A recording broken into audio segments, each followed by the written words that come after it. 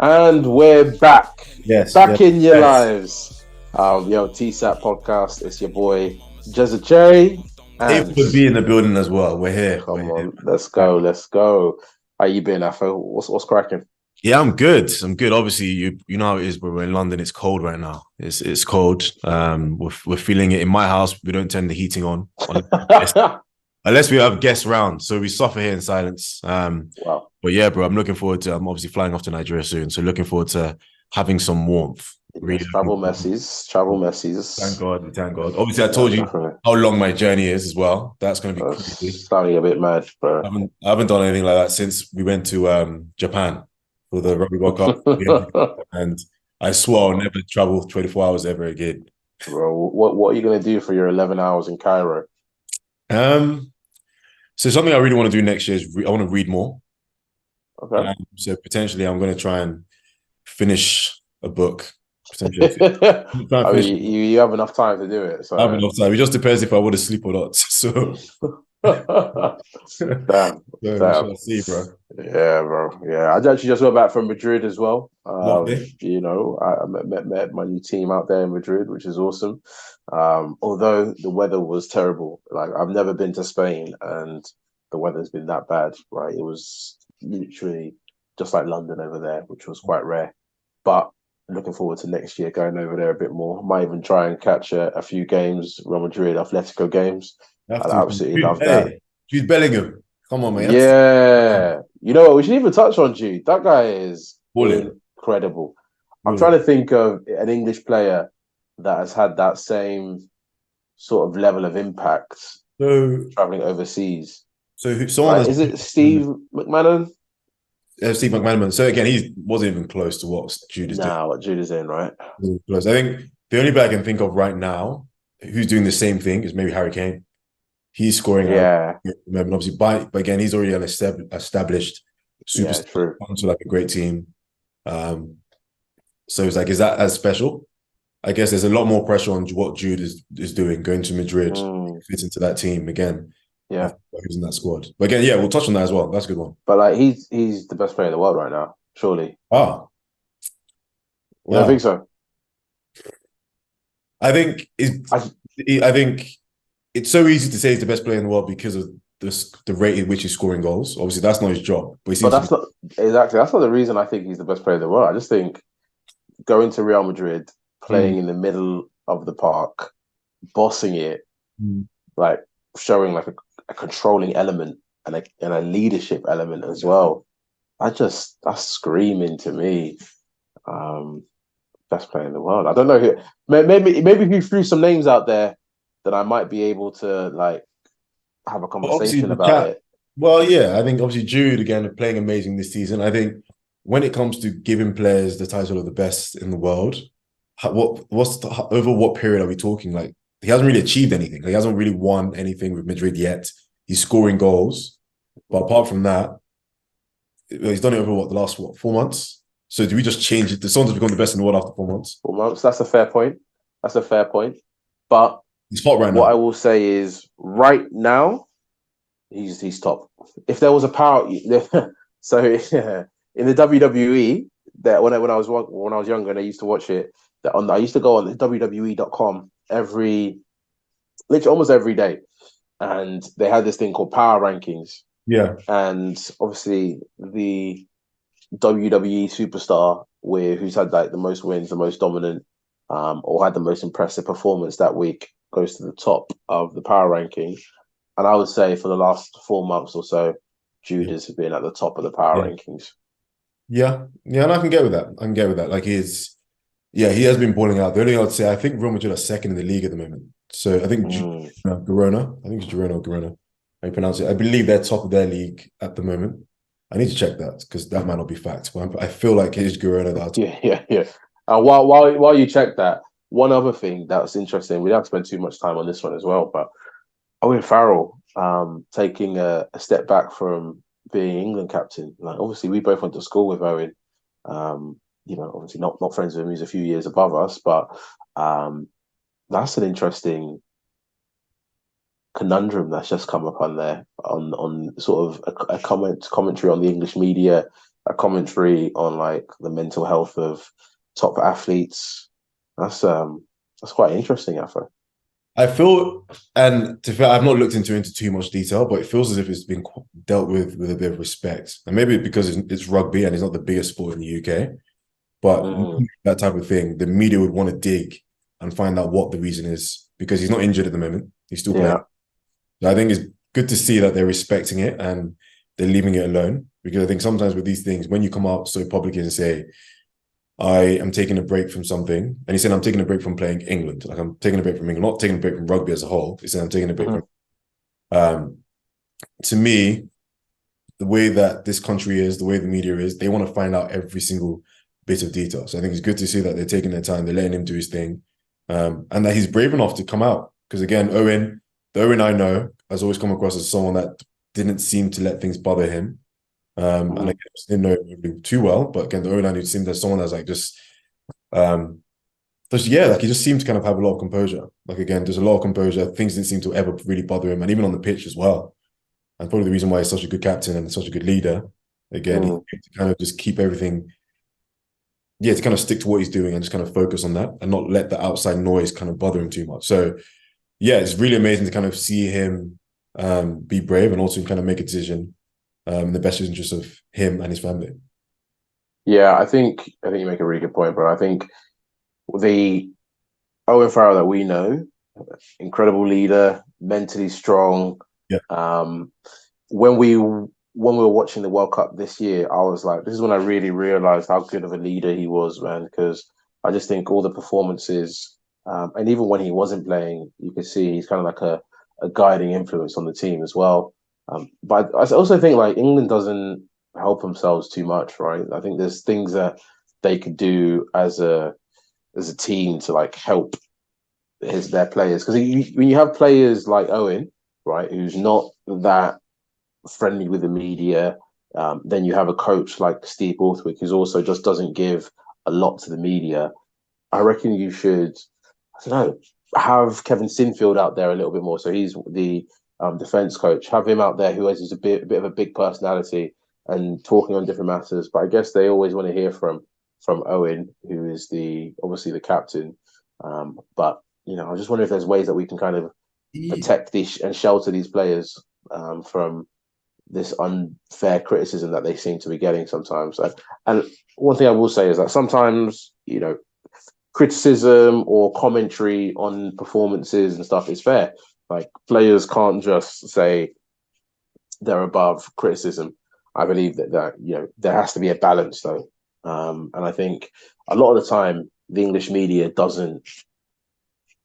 it doesn't have a good balance in terms of the way they treat their stars. Let me give you an example, and I think the action is wrong, but I also think it's quite admirable the way this country looks after their stars. So Bongi Umbanambi during the World Cup apparently had a racial slur to Tom Curry, right?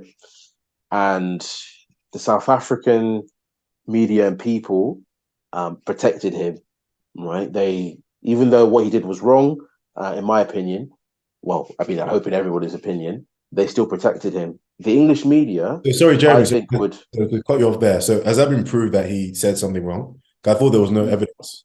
Yeah, there's no evidence, right? But I just don't understand why Tom Curry would just randomly say this guy said this, right? But there's that you said it, as you said, it hasn't been. There's no evidence, but I think he said it. So, but the South African media, instead of like jumping on his ass and getting him in trouble or whatever or piling on to the pressure that he's getting, they kind of like said no, he's one of ours, protected him, he's a great captain leader in our team. And I'm just like, you just don't hear that from the English media. Instead of when a player has a bad game, they don't, instead of being like, great player, he had a bad game, they just dive into him and bury him. That's my opinion. You know what I But do mean? you know what? The fact that you mentioned that I think is so interesting off the back of the David Beckham documentary that obviously happened. I watched that came out a couple months ago, Yeah. and how I remember obviously Beckham. We're both huge football fans. He was a Man United player. I knew growing up that David Beckham was a superstar, but I think because I guess I was during that period of time, you don't realize how big a star he really was, and how much I didn't realize as well how negative media were towards him and all that he represented. So you are right. I was trying to think how many sports stars that are British could I name that are absolutely loved by the media? I can't really name any. We're like protected at all costs. It'd be really, and I think, you know what? I think that's even a good example of why Jude made the right decision of going playing in Real Madrid, because he gets to stay away from this English media. And And I Spain think ain't too bad either, bro. That's not a bad no, place no, to. no, no. I know Spain. Spain, obviously, Spain's not a bad place to live, but and it's not bad to play for Real Madrid. But also, when you think about it, he's away from all that toxic media from the British press that we saw, um, that David Beckham went through when he made that mistake for England. So that's really interesting. That's really interesting. I think he's going to benefit from that, and I'm sure he will play in the Premier League eventually. But he's going to play when he's in his prime, when in his formative years, he won't be having to deal with all this negativity and blah blah blah. And also, this is perfect. This is actually a perfect example. Oh, Two players, Jadon Sancho, Marcus Rashford. yeah. I can tell you that the stick that they have gotten, from being in the UK and playing for obviously Manchester United. Now, have their performances That was gonna be my granted? question. Yeah, yeah, yeah. Have Okay. their performances been good? I think with Marcus, you can say more than not, Mm. they've been good. With Jadon, that's a different conversation. But I just think the level of scrutiny that they have, we don't really give them time or space to grow into their clubs. Instead, it's now, now, now, and then if it's not now, it's then okay. What's happening in his personal life? Oh, what is? Oh, he's spending too much time with these kids. He thinks he's a politician. Oh, this guy is too disrespectful when it comes to training. He doesn't come in on time. It's blah blah blah. And I think maybe one of the biggest, well, definitely the biggest mistake of Jadon Sancho's career is coming to United. I'll tell you that for free. Yeah, yeah. It's a weird one because I remember Sancho was one of those ones where for a couple of years you guys were talking about him when he eventually joins Man United. Again, that there was so much hype around him before he joined at Borussia Dortmund. For me, I thought he was one of the best wingers in the world. Like again, his dribbling ability was again sensational. Again, his ability to just kind of like hold a defender and then get past them. I thought was special. His finishing ability, he was scoring a lot of goals as well. Mm. All of a sudden, he's come to United, and it's as if his athletic ability has been exposed. As if like the fact that he's not the most explosive is now being exposed in the Premier League, which is quite interesting because naturally I wouldn't associate speed with the Premier League. Personally, I wouldn't. Really? Yeah, I wouldn't. But when I actually stop and think about it, you would associate physicality with the Premier League, like physical Hmm. excellence in the Premier League. But again, I wouldn't. I wouldn't. I don't. When I think of the Premier League, I don't think of like this league that's full of speedsters. I'm not, I do think that the Premier League is the fastest league mm, in football, right? I don't think there's anyone comparable to it, to be honest. I don't think mm, physicality and speed is probably, when you look at it in comparison to the other leagues, they're probably it's probably the top league mm, for those kind of things, right? When you look at players like for example, when Yaya Toure was mm, dominating this league, bro. That guy just pace, power, but obviously the finesse as well. yeah, yeah. I think. Wait, who's some more players like that right now? Declan Rice. Hey, Declan Rice. Good that's old Matty, Ricey. that's Matty Rice. Rice, baby. Hey, that's a baller right there, man. I must say that advert's so cringe. But yeah. There's a baller right there. Yeah, that's if I now think about it. Like, yeah, the Premier League is probably the most physical in terms of like physical attributes. And you even think about the academies, they're looking for kids that have pace, that are strong, that have a bit of height on them as well.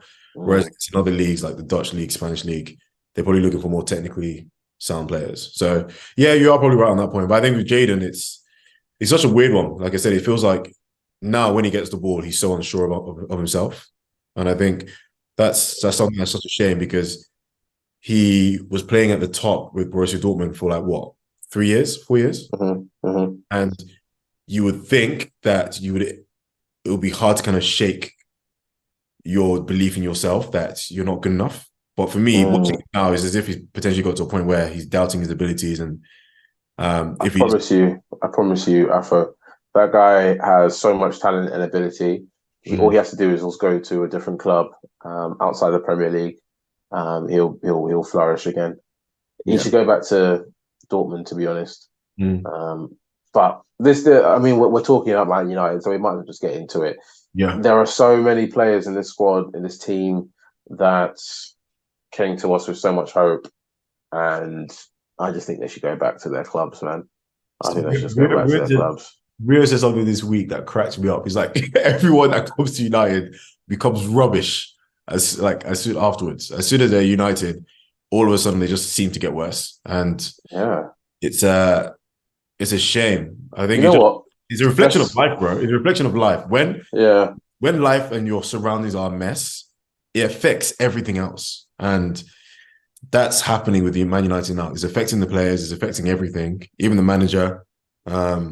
But you know what? Obviously, you are the Man United fan, so I think maybe I'll leave you to kind of talk on how you feel. Again, I feel that you're still in good spirits despite the whole situation. But yeah, I'll be honest, bro. I don't really watch United play anymore, so being there, you're maybe best to talk about it. So I'm just gonna go through the team. Okay, so Andre Onana.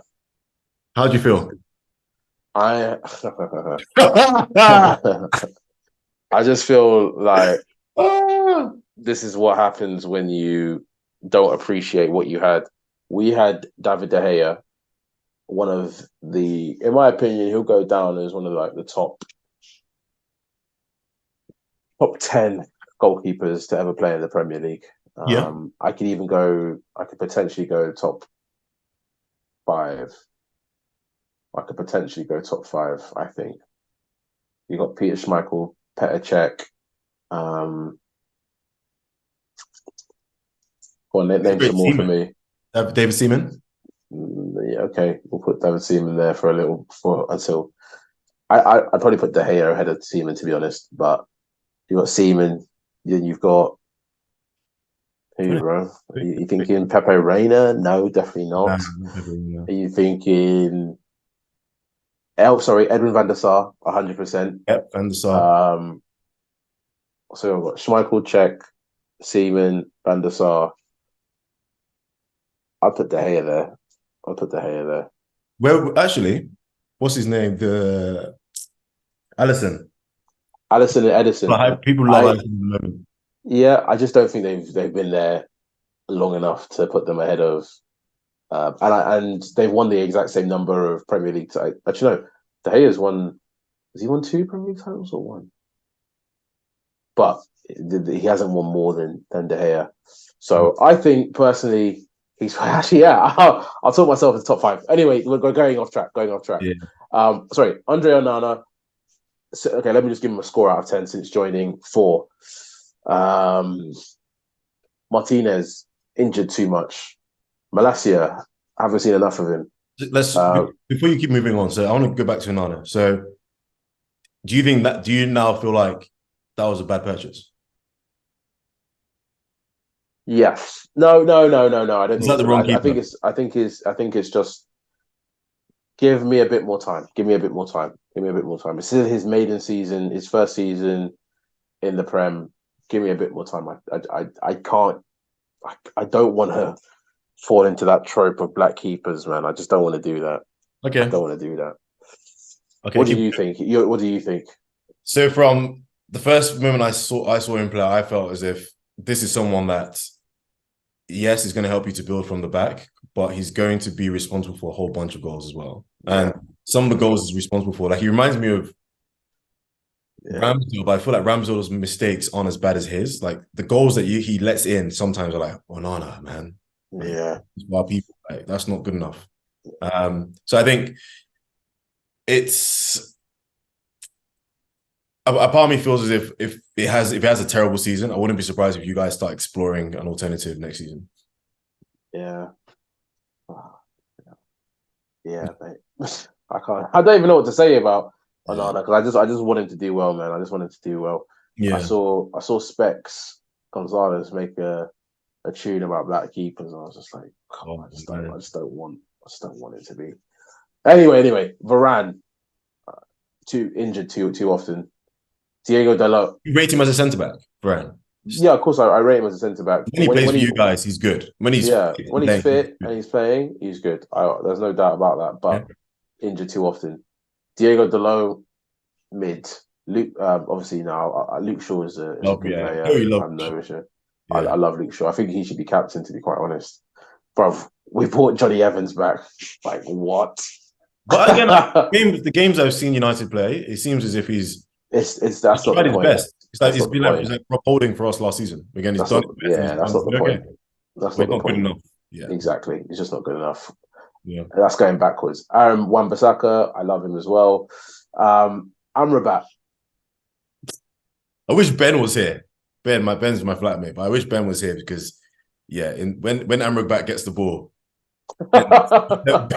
Ben turns red. He gets angry. He gets angry. Okay, Mason Mount. Like, I told you from day one that purchase did not make sense to me. It does not make sense to me because what the hell? yeah. Okay, Bruno Fernandes. Like he gives us so many great moments, but is he good enough on a consistent basis? And is his mentality right? No, no. So with Bruno now, and again just talking about Rio Ferdinand, I watched a video where he was speaking where something happened with Roy Keane where I think he was dissecting a game and it was breaking down saying everyone was shit, and Alex Ferguson didn't like that. Yeah, Ferguson reacted with saying, "Okay, you'll never play for Manchester United ever again." yeah. That's what led to his exit. He was doing an interview for Man U TV, Yeah, and he called out the players. yeah.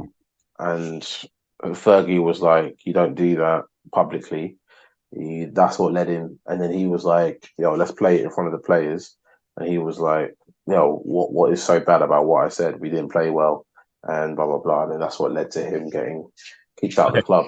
So the reason why I brought up Roy Keane is because would you say his leadership style is similar to Bruno's? No, Is Bruno similar to Roy Keane? no, Not at no. all. If you're talking about like shouting at players and maybe from that aspect, but from the perspective of how he's so just like petulant Okay. and throwing himself on the floor. I know Roy like would contest referees, get in their faces and make a point, but I think with Bruno it's to a different level. Like it's just the way he comes across is just whiny and a bit pathetic, to be honest. And what epitomizes this is the Liverpool performance. There's a Liverpool performance where it looked as if he might say that he wasn't asking to be taken off, right? But what did it look like? It looked like he wanted to be taken off, and I don't think you would ever have that conversation with someone like Roy Keane saying that he wasn't willing to lead from the front, and even if you're getting battered, he has to step up and just take it like a man. So he kind of reminds me. So Bruno, like I said, his moments, and again, I feel like that's what he's been since he first joined United. But he's had a lot of big moments. He scored a lot of goals. I think we live in a world where if you're scoring a lot of goals, instantly you're seen as a success. So I guess it's been a success to a point because he is scoring. But when you look at his actual performance and his output across the full 90 minutes, he is not doing enough. He's not kind of hitting the ball enough. And yeah, he kind of reminds me of a kid where, let's say they're playing in the park now, everyone's playing with this football, and all of a sudden his team starts losing 3-0, and he's like, okay, no one's playing anymore, and takes his ball. I'm taking that ball away. That's how I see Bruno. So again, I don't think that's someone that can be a leader for your team because it creates stress. It doesn't uplift the players. When things are shit, you don't need your captain to be telling you is even shitter and just kind of make it even worse. Yeah. Let's continue just quickly. I don't want to spend too long on this. Ahmad, we haven't seen him like play for the club in like a serious game. I want to see Ahmad play. But the fact they're taking it slowly with him, maybe that's a good sign. Because usually we throw a youngster in there and then hope that he will save Career us. has gone. It's crazy to think his career was like this, and when he was playing for Italian team, Atalanta, and all of a sudden he's come to United, and he's gone from playing in the Champions League, being a star player for Atalanta, one of the key players, to now just Bro, he's like an 21. academy Like player. Like he's like now being seen as the same as who's the guy, Pelestri? Is it Pelestri? pedestrian, yeah. He's like the same player as those guys. Like, it seems like he's on the same trajectory as those guys, which is weird. Bro, he's 21. Like I understand a few seasons in the. I don't know if they wanted to try and like get him a bit more beefy or a bit bigger. You know what I mean? But it's Injury. anyway. Yeah. Casemiro. Oh, How do you feel? wow, wow. Started so well, Mm, but ill discipline, injuries. mm. He's not really in the Premier League. I don't think he's can do that CDM position by himself. I don't think he has the legs for that anymore. Or maybe if he ever had the legs for it to do it all by himself. Mm. So there's that. Donny van de Beek, like He's still there. he's still yeah. I don't even He's know. still there. To be Mad. honest, Okay. Has he played this season? No, he hasn't played this season. Okay. Anthony Martial, what a disappointment. Like I think he's such a talented player. Like when he first joined the club, I thought his hold up play was great. I thought he has real good control. Can link up play together.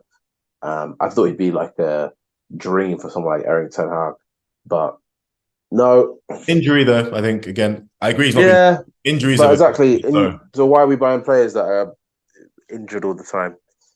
Uh, Rashford, obviously, hot and cold. So there's do you that. think Rashford is going to live up to His the potential. No, I don't think any player at Man United is going to live up to the potential. Let's just wow. say it how it is under this current setup. No, Rasmus Hoyland. I like him. I like him a lot. I think he's the one good Eric Ten Hag signing. Garnacho, he's playing well. Anthony, wow, wow, Human Beyblade. the human play. The guys, yeah, I don't even want to talk too much. Jadon Sancho, we've already touched on, and I can see on the website Mason Greenwood is on loan. It says so. I Yeah, bet the club are looking to bring him back, and if they do, that's Man United finished. yeah, that is Finished. bad. If they bring again, obviously we spoke about this in the last episode. If they bring him Yeah, back when everything is a mess, finish, it shows just the way how I guess how the club has changed in such a finish, short. bro, finish. Yeah. So yeah, there's that. But anyway, um, Arsenal doing all right. Let's talk about the manager though. How do you feel about the manager? Still the right person Uh, for the job. yeah, but the thing is, I just don't think. Okay, from what I'm seeing from Eric Ten Hag right now, he doesn't look as if he's the right person for the job. Okay, let's just say that first and foremost, he doesn't look as if he's the right person for the job, and that's because I just don't think he can control a modern dressing room with stars. So the pressure that is associated with playing for Man United is or coaching Man United is different to Ajax. Mm. And there are a few things he got right at the beginning. I think he got the Ronaldo situation right. Yeah. I think initially he got it right with Harry Maguire, but then his treatment of him afterwards give the guy an opportunity to earn his spot back. If he doesn't earn his spot back, and then you split ways amicably. Mm. He didn't do that. I think his treatment of him was pretty crap, and then now he's relying on him to be his starting centre back. Like what are we living in? Um, and now I'm just seeing things that just crack at the seams a little bit more and more. The players seem to not listen to him. We don't have a style of football. The only manager that has given us an actual style of football since Sir Alex Ferguson was Louis. Louis van Gaal. No. Um, although it was boring, we had at least we had a style. There was Louis van Gaal, and I think you could potentially say Ole Gunnar Solskjaer just because it was counter-attacking football. At least we knew we were counter-attacking against the top teams. We were just going to counter-attack, and you Mm. know, I think what's interesting is you think about a couple of years ago when Jose Mourinho was the head coach there, mm, and when he went on his Kanye rant about football heritage mm, and how he said the best thing that he's done at Man United, or like his greatest achievement was I think he said finishing second. yeah, And at the time, everyone was like, "What are you talking about?" Like, right.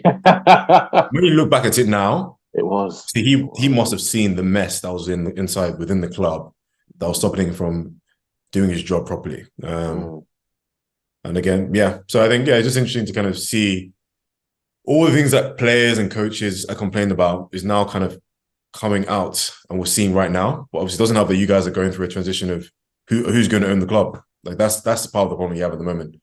There's actually we don't actually know what's going on with that. and that's why I'll just touch on it really quickly. I think we touched on it in the last episode as well, so I don't want to repeat ourselves too much. When a club like Man United has had the sustained level of mediocrity is too nice, Yeah. of just disappointment, that has to start at the top. And other fans always love to say they've spent 400 million or £1 billion. It just doesn't. The culture is rotten. Yes, that the Glazers aren't the ones that are hitting their girlfriends um or going out to clubs or whatever time and setting bad examples, blah blah blah. But they have put in place the culture that makes all this like a reoccurring thing at Man Yeah. United. And also the inability to keep things in house as well has just, I think that shows the real sign of a rotten culture, that every single thing that happens at that club, the media knows about it. The media knows about it, bro. Conversations between Jaden. I mean, that's Eric Ten Hag's fault for making that public, right? He didn't need to say anything, and he chose to. But yeah, any conversation, oh, Bruno and Palestri had a bust up on the changing. I'm just like, Maguire is fighting and he wants to stay, but Eric, I'm just like, how is this all getting out? How is this all Bro, it's the getting problem out? with nowadays. Again, it's the problem. Like it's the problem with sport, problem with social media, and yeah, which is why Arteta has worked really hard to try and make sure things don't leak out from inside the club because Yeah, he did a it's great job. trust. He did a great job, man. It's a breach of trust. And I guess kind of like moving across to Arsenal.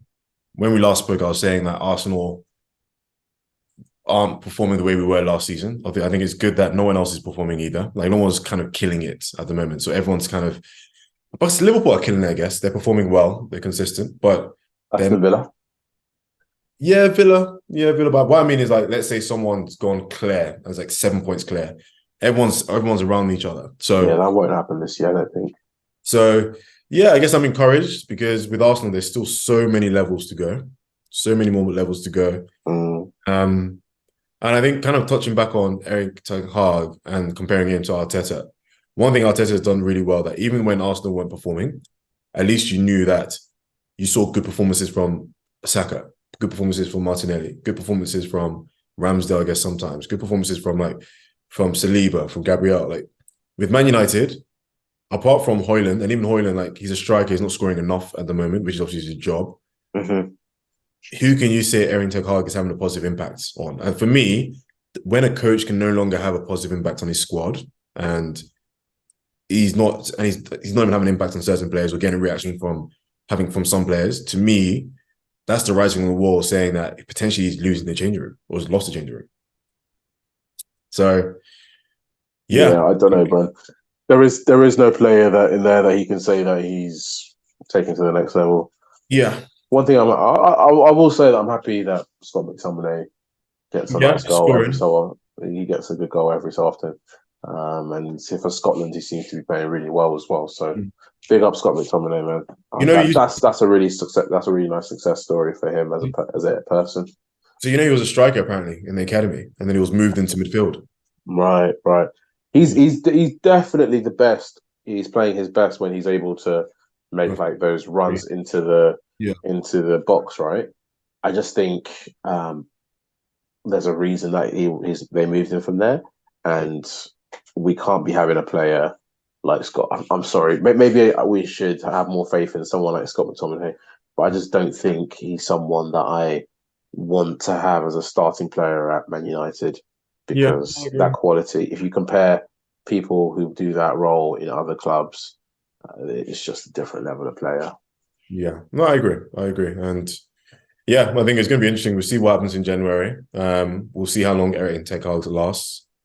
Do you give him another? No, do you give him another season? So I think there's a lot of things to kind of explore there. But yeah, The only issue is, bro, that if we sack him now, this is another manager who spent 400 million plus, and now another manager has to take on all his crap. And they just went through last year, last 2 seasons or so, getting rid of the dead weight at the club. And to be honest, it just seems like they just need to have a restart again. But how often do we say that every yeah. couple of years with Well, yeah. United, right?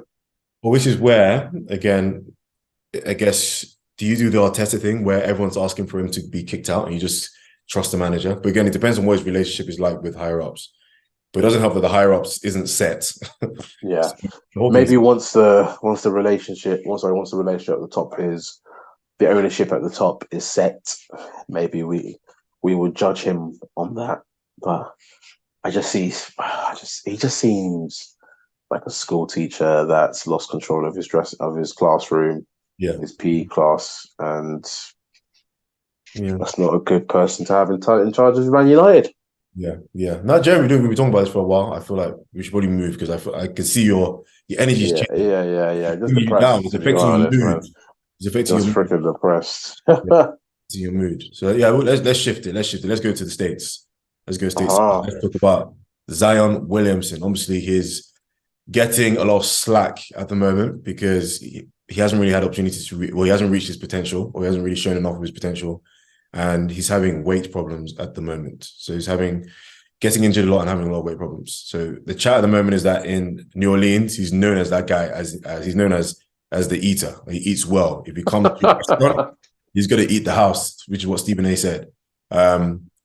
So So how do you feel about that situation, bro? I want to talk about it from two angles. The first angle is I think that the media's coverage of this is pretty disgusting, if I'm being honest. I Yeah. think you got to be careful about the way you talk about um, a young man, an individual, especially this generation as well. And the way, and I think what I was seeing from Stephen A was probably too much, probably too He's much, bantering. He's making fun of him. making fun of him, right? Yeah. And I just, obviously, people are going to say, "Oh, this generation's soft." Like, you should fat shame the guy if he's out of shape. But I Mm. just feel that you have to be careful because Zion said this. I believe it was the beginning of this season, or it might have been at the end of last, where he was like, you guys just talk about me like I'm not even a human being. Like, you have to consider how it feels to be a young. He's still in his early 20s, and he has to deal with people talking about fat shaming him in public. So there is that we need to consider, and I think more so we need to talk about the root of why his weight fluctuates all the time. Mm. So originally I thought it was his injuries that he's had since joining the league have made him not able to train as much as he should, Yeah. get his steps in, get his cardio in. Yeah. I initially thought that was the root cause of it, and then you'd have to counteract that because weight to control your weight is all about calories in versus calories out, right? Yeah. And it seems like the way there's a couple ways you can get calories out. Obviously, that's via exerting yourself, and for someone who's a professional NBA star like Zion, you imagine he's burning thousands of calories every day when he's training, right? So there's that. And then also there's obviously, as you touched on as well, is the calories in, and he has to do a better job. But then I also think, why does it seem that he is a comfort eater or someone who eats the house? Why is he doing that? And I think it just doesn't make sense to me. I think just as maybe we should touch on this at some point as well. Draymond is being helped by the league, right? Just as he's being helped by the league. Instead of giving him like a 10-day suspension, they're giving him an indefinite suspension. And Joe Dumars is saying, we want to help him. That's why we're not putting a time limit on it. He needs to sort himself out. He needs to speak to whoever he needs to speak to get his head in a mental state. That's right. I think we need to have that same approach with Zion, saying, "Yo, Going instead of on. Yeah. instead of getting on his ass, let's say, yo, why is it that it's either you're not exerting yourself and getting the calories out, and that you're eating too much and getting the calories in?" So that's the way I view that situation, man. Yeah, the Zion one it's a weird one, like you said, because you think about the amount of calories he must be losing from training and playing every other day, or playing and training every day. Um, a part of me is thinking, is he is he not training? Is he not training hard? Because he seems like he comes into the season fit, ready, like in shape. And then as the season starts and he goes into and they kind of get 10, 15, 20 games, all of a sudden he seems to kind of pack on the weight, which is weird. Like it's such a weird way for it to happen, because normally it's the other way around, that you come into the season maybe a little bit overweight and then you lose it.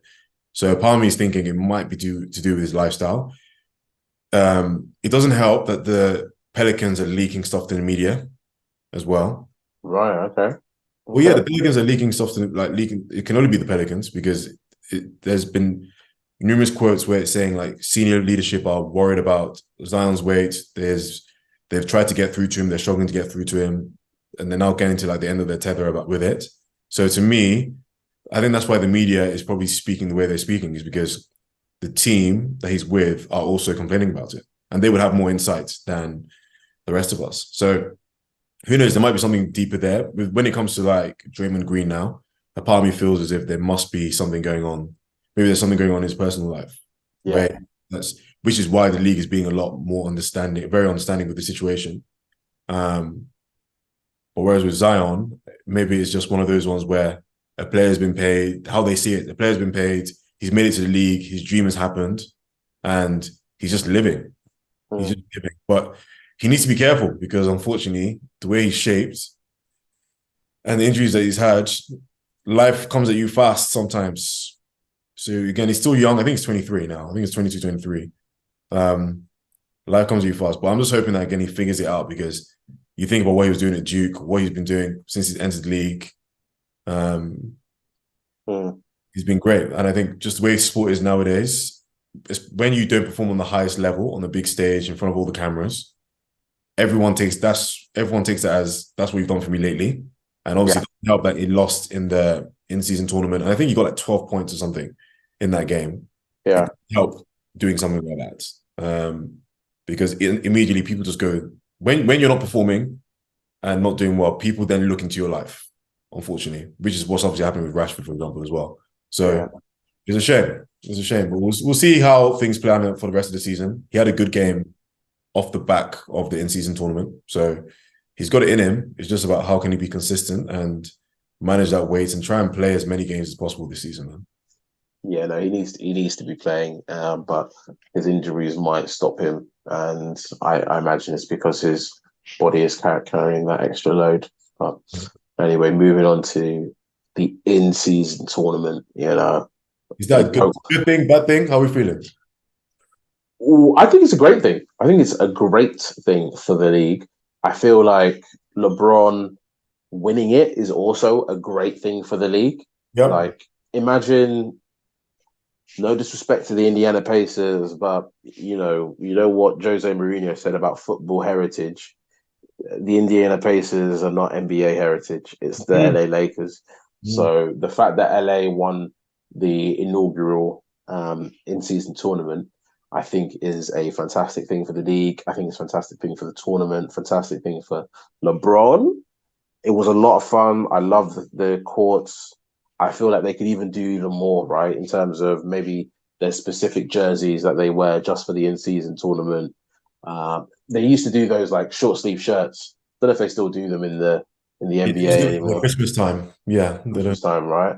I wouldn't mind. I would love to see something like that for the in-season tournament. And it was just fun. It just reminded me of what college basketball is. You know, March Madness. It had that kind of like just one game knockout. I mean, we're used to that, right?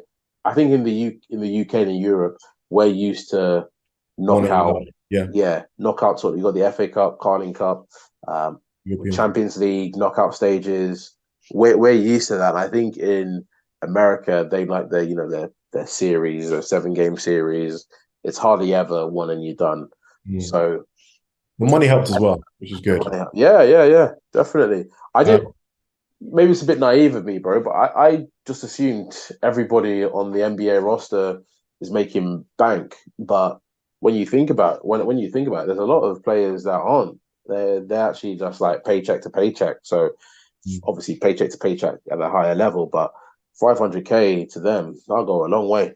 long, long way. It was interesting. So Reeves, so again, one of the players for the Lakers, he was saying how for him, if they were to win, he's going to get an expensive golf membership, which is interesting because he just recently signed a deal for I think like 40 million or something like that, or 60 million, something like that. Mm. And to think that he, even with that money, feels as if he can't afford to pay for a golf membership in LA, which was interesting. Which is Yeah. interesting that he said that that's what he would spend the money on. What I want to add on to that is, I think it was either the last episode that we did or one of the earlier ones, where we were speaking about world champions. Maybe we were speaking about like basketball players referring to themselves as world champions. Does this tournament potentially open up the opportunity to do a European style Champions League, where the European teams can be a part of it as well, where they can compete and it's not crazy, but again, it's a good way to potentially bring the other European teams and other teams around the world to play. Mm. There's literally across the board. That's a really interesting In point. season, similar to the FA Cup, similar to the Champions League. Could have some. What I would say is, what if they did an in-season tournament in the European leagues, and then the winner of that tournament faced the winner of the tournament in the NBA, of the in-season tournament in the NBA. I'm just thinking because if you do all the way through, that travel is going to be quite crazy. You know what I mean? Yeah. Travel will be a bit crazy. Maybe that's the way to do it then. That is a good way to do it. And again, That sounds fun. that would be fun, bro. That would be fun. And you can take it in turns. Like 1 year is in Europe, 1 year is in America, 1 year in Europe, 1 year in America. Yeah. And yeah, then you niggas can call yourself Champions of the world if you want. Yeah, you guys can call yourselves champions of the world, or what you like. Or Yeah. what you like. Yeah. But I mean, yeah, just I think we both agree in season tournament, great success. I think Adam Silver's a fantastic leader in the NBA. Yeah. He always seems like he's willing to try some new stuff. I don't think that's always been the case in terms of the NBA and just sports in general. And if Yeah. you compare them to like the other sports in America, they're so much more progressive, so much more innovative. So no, I'm loving what I'm seeing from the NBA. I wish rugby would take a leaf out of that book. Well, yeah, and I think it's interesting when you mentioned about Kevin Seinfeld, Seinfeld, yeah. and how it'll be good to kind of hear him in interviews. But you need to remember in rugby, they don't like having stars, bro. They So, don't. They don't. which is why it's very much samey. It's like the captain, the head coach, and maybe man of the match that they want to speak to. Whereas I guess in football, you have the man of the match, and then you'd have like another player that has an opportunity to kind of show his personality as well in interviews. So yeah, man, that would be an interesting one for sure, for sure. Mm-hmm. Bro, and I was just wondering, like, maybe this be one of the last things before we wrap up. But Let's in go. terms of LeBron James, Yes, sir. what does this do for him and his legacy in terms of winning this in-season tournament? It adds to it. I think because a lot of people feel as if he can't he can't overtake Jordan as the greatest of all time, they will discredit all the little things, all the things that he does in the build up to his retirement. So something like this, if he didn't win it, if they lost in the final, it would have counted against him. Yeah. But because it's the first That one, is such a good point. yeah, it would have counted against him, bro. It definitely would have counted. You know what? I didn't look at it from that perspective. You're so right. Yeah. Because the Skip Baylesses of the world, if he Oh had yeah, lost, he would would have have been ripping into rubbing him. his hands. Yeah, But when he won, they were like, well, Jordan didn't have an in-season tournament, yeah, so yeah. that is such a good point, man. So I think 20 years from now, I wouldn't be surprised if the tournament is a big deal because obviously as that purse keeps increasing, and who knows what it becomes. Let's say the idea we've been discussing just now happens, it then becomes a bigger thing around Europe as a result, maybe. So Yeah. I think it adds to his legacy. LeBron is balling out like crazy this season. Yeah. It'll be interesting to see if they're able to kind of get like third or fourth spot. Imagine if he wins the MVP this year, bro. Like, imagine if he finds a way to win the MVP. And this, for me, this is where I think away from just the championships and what Michael Jordan represented, I think you have to look everything in totality, and you have to respect. I think it's 21 years now. To respect the 21 years, the consistency, not having any like bad media against him, keeping it clean, being not necessarily being like a scorer, but being the highest scorer of all time, like all these different things that he's been able to achieve. And for me, I think if he's able to get another championship, then do you then consider do you then have to revisit the conversation if he's on the same level as Michael Jordan? I think if he gets another championship, I'm willing to call him the GOAT. For me, I kind of see him as the GOAT, bro. Oh, do you already? Yeah, and this would be one for another one, but Definitely, we'll just touch on this now. But yeah, but I know I just feel like with what he's achieved, the consistency, and one thing I know from I guess playing sport a little bit and just seeing every industry, it's hard to stay at the top for a long period of time, bro. It's hard, and this guy is doing it at a stage where I was looking at stats recently where they were showing players that played in their 20s, I think when they were 40 or maybe in their 20th season, what they were averaging. And the guys were averaging like 13, 14. And Bron is way over 20 in terms of what he's averaging. And he looks like he's one of the best players in the league still. So, and he's still the best leader as well, and still the best passer. And what I didn't like, again, going back to what Stephen A was saying, was the comparison between LeBron, who's, let's just say LeBron's 40, and you got Zion Williamson, who's 15 years younger than him. And then comparing the bodies of the two, that's how can someone in their 40s be that much more in shape than you? So yeah, he's a crazy athlete. Someone who's, I think he's getting celebrated more and more every year.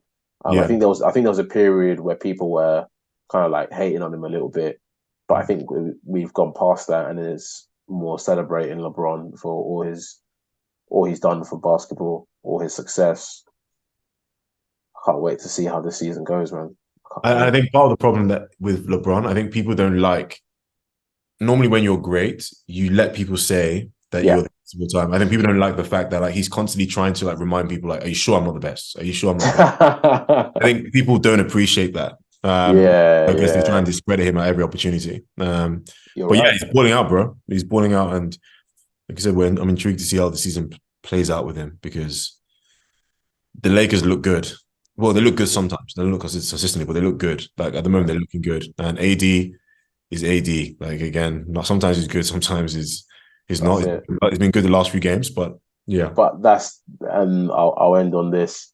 If they go on and stink the rest of the season, this in-season tournament is not going to mean much. So he has to keep it up, and the whole team has to keep it up.